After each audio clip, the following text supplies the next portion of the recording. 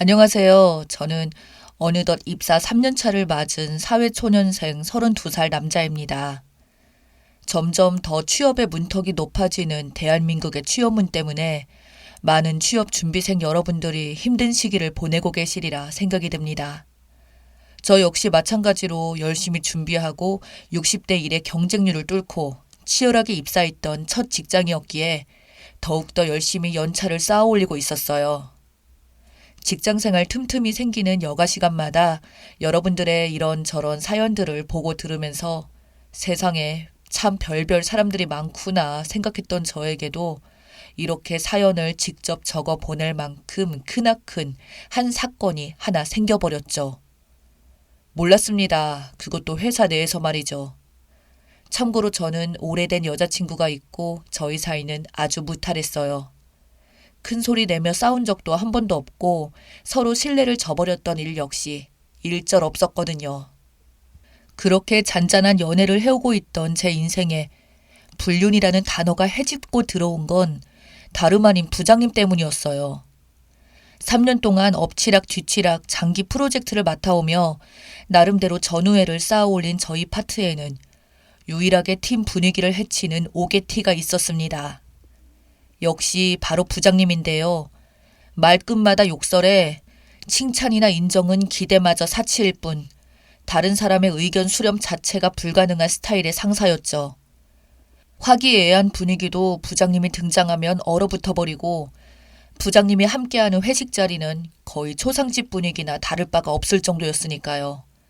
하지만 이런 부장님도 사장님 앞에서는 사장님의 기분을 어찌나 잘 맞추는지 그래서인지 지금까지 많은 경쟁자 속에서 부장까지 승진하며 탄탄한 회사 생활을 하고 있죠.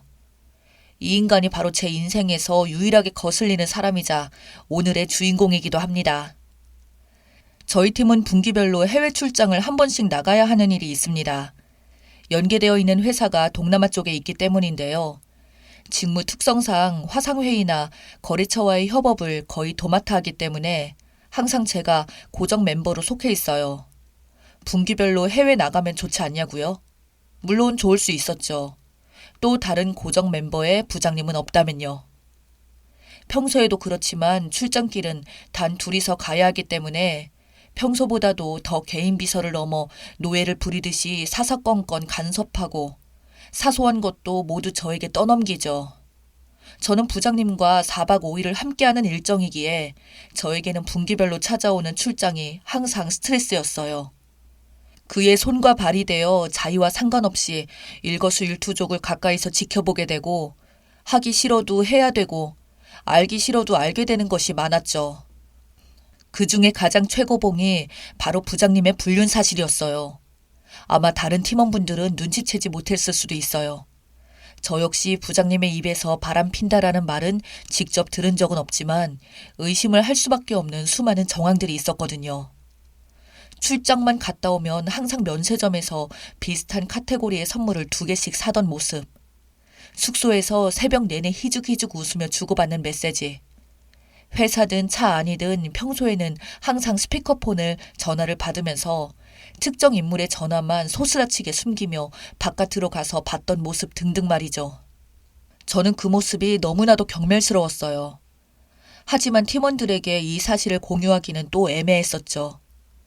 다른 사람들에게 특별히 이러한 모습들을 들킨 적도 없고 유일하게 비서처럼 부려먹는 저에게만 보여준 모습이다 보니 혹시 소문이라도 퍼졌다면 제가 3년 차를 단 사원이 이 소문에 출처라는 사실이 명확할 테니까요. 그렇다 보니 유일하게 터놓고 얘기할 수 있었던 건 제 여자친구 한 명뿐이었죠. 여자친구 역시 듣는 내내 함께 화도 내주고 속상해하면서 제 이야기에 공감해줬지만 회사 내부의 사람들에게 말하는 것은 위험하다고 충고해주기도 했죠. 뭐니 해도 저와 여자친구 모두 가장 화난 포인트는 바로 부장님 부인 되시는 분 때문이었어요. 그렇게 눈에 가시 같은 부장님인데도 불구하고 그 사모님은 정말 좋으신 분이었거든요. 이 점이 더욱 저를 괴롭게 만들었어요. 잦은 야근철 때는 사무실의 팀원들 모두 먹을 수 있도록 손수 간식을 만들어 종종 보내주시고 회식이 늦어지는 날에는 술자리에 남편 픽업까지 오시던 사모님이었거든요. 이렇게 좋은 분을 두고 저래도 되는 걸까 하는 생각이 들 때면 부장님 얼굴을 보는 것이 더욱 힘들어지기도 했어요. 여러분들도 공감하시겠지만 사무실 내에서 업무 외적인 부분에 마음을 한번 써버리면 일에 집중도 안 되는 데다가 매일 매출근길이 더욱 지옥 같아지잖아요. 회의실에서나 탕비실에서 마주치는 모습조차 점점 보기 힘들어지는 찰나에 저는 또 부장님과 출장길에 오르게 되었답니다. 물론 부장님과 둘이서요. 비행기에서부터 불륜녀로 추정되는 그 인물과 서로 전화를 끊으라며 아웅다웅 거리는 모습이 어찌나 역겹던지 결국 스튜어디스가 좌석으로 와서 제지를 하고 나서야 간신히 전화를 끊은 부장님은 비행 내내 선물을 골랐고 저에게 물어보기도 하셨어요. 명품 가방과 향수를 구매하던 그가 출장 중 사모님과 통화할 때면 향수를 샀다고 말하는 것을 들었고 향수가 사모님, 명품 가방의 불륜녀 선물이라는 사실까지 알아버린 전 더 이상 참기 힘든 지경에 이르렀어요. 나한테는 이런 모습을 버젓이 보여도 된다는 건가 싶을 정도로 기분이 안 좋아지더라고요. 게다가 개인적인 업무 전화부터 메시지 한 건 한 건까지 저에게 다 떠넘기다 보니 무슨 해외여행이라고 온 것처럼 선물만 고르고 관광만 하는 모습 역시 최악이었죠. 출장에서 돌아온 날 입원이 유독 난이도가 셌다며 전해준 이야기들은 여자친구를 더욱 화나게 만들었어요. 마음 같아선 따박따박 들어오는 월급 따위 생각도 하지 말고 사모님께 이 사실을 알려버리고 싶지만 저는 이 말을 쉽게 하지 못하겠죠. 이대로 계속 가다간 내 신념까지 무너지겠구나 하고요. 하지만 일에 치이면서 모든 생각도 잠시 잊혀져 갔어요. 장기 프로젝트의 마무리 단계에 접어든 우리 팀은 거의 주 6일 풀 야근을 당연하게 생각할 정도로 바빠졌고 그로 인해 부장님에 대한 스트레스와 제 신념에 대한 고민을 서서히 잊혀지는 듯 했어요. 그러던 어느 날 사모님께서 아주 오래간만에 사무실을 찾으셨어요. 바쁜 부장님을 대신해서 소소한 야식이라도 돌리겠다며 양손을 아주 무겁게 오셨더라고요.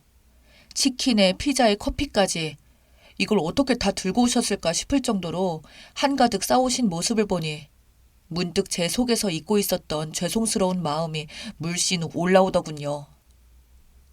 밝게 웃으시며 자기 남편이 혹시 밉보일까봐 이리저리 상냥하게 챙겨주시던 사모님과 그 옆에 앉아있던 무심한 표정의 부장님, 그 둘을 한자리에서 보고 있자니 아, 정말 이건 아니다 하는 마음이 들었어요. 그런데 잠시 후 거짓말처럼 팀장님들과 잠시 자리를 비운 부장님의 자리에서 휴대폰이 울리기 시작했어요. 저장된 이름은 숫자 1이었죠. 저는 그 의미를 또 너무나도 잘 알고 있었고요. 자리에 사모님이 계셨는지라 다들 멀뚱멀뚱 사모님을 바라보고 있었던 우리였고 하지만 사모님은 난감한 표정을 지으시며 집에서도 휴대폰에는 손도 못 대게 했어요. 기다려보죠. 라고 말씀하셨어요. 그 얘기를 듣는데 저는 순간 왜 그렇게 화가 났을까요? 그리고 그 순간 스쳐간 생각이 하나 있었어요. 바로 부장님은 회사에서 블루투스 이어폰을 착용했을 때를 제외하고는 항상 업무 전화를 스피커폰으로 받는 버릇이 있다는 점을요. 회의 도중에도 본인 업무 관련 전화가 울리면 회의 진행은 아랑곳하지 않고 그렇다고 회의실 밖으로 나가지도 않은 채 쩌렁쩌렁하게 본인 전화를 받아버리는 아나무인인 성격의 부장님. 부장님이 없는 자리에서 책상 위에 휴대폰이 업무 전화가 아닌 사적인 전화가 올 때면 언제나 제가 가져다 주곤 했던 생각도 나더라고요. 한편으로는 저도 그의 비밀을 유지하는 것에 어느 정도 일조를 한 것 같아서 마음이 좋지 않았죠. 이번엔 안 그래야지 하면서도 불륜녀로 추정되는 인물에게서 전화가 오는 걸 보면 저도 모르게 성급하게 부장님 전화 왔습니다. 하고 조용히 가져다주는 제 모습이 어찌나 싫었는지 몰라요. 이런 마음에서 제가 받을까요? 저도 모르게 이렇게 대답을 해버렸어요.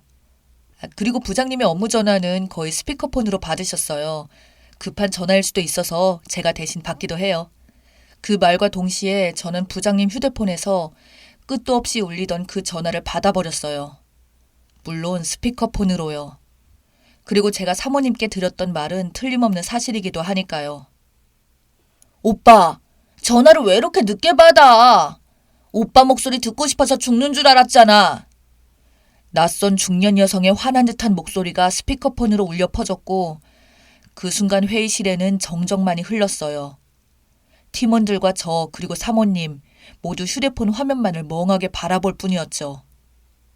여보세요? 여보세요?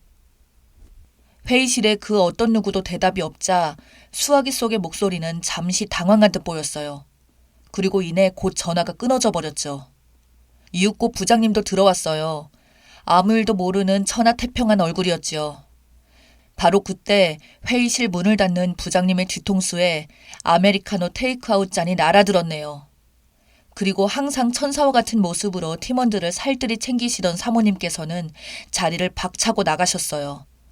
찍소리 한 번 못 내고 온몸에 커피로 흠뻑 젖자 어안이 벙벙한 표정을 짓던 부장님의 모습과 한마디 말도 없이 들고 있던 커피를 정확히 머리에 내리꽂던 사모님의 모습, 모두 제 예상 밖이었는지라 상당히 놀랐어요. 그렇게 두 분이 나가고 난 뒤 두 분의 이야기는 어떻게 되었는지 잘은 모르지만 최근에 전해 들은 이야기로는 별거에 들어갔다는 소식이 있기도 했어요. 나만 알고 있던 남의 악한 비밀을 시원하게 터뜨렸다는 사실에 속이 시원하게 됐지만 그 뒤는 딱히 생각해보지 않았던 터라 며칠 동안 고민도 많았고 눈치도 많이 봤는데요. 결론적으로 팀원 그 어떤 누구도 저에게 원래부터 알고 있었냐 혹은 일부러 그 전화를 받은 것이냐 같은 질문은 하지 않았어요.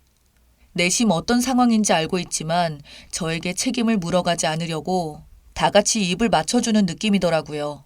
전혀 생각 못했던 부분이었는지라 정말 감사하게 생각하고 있답니다.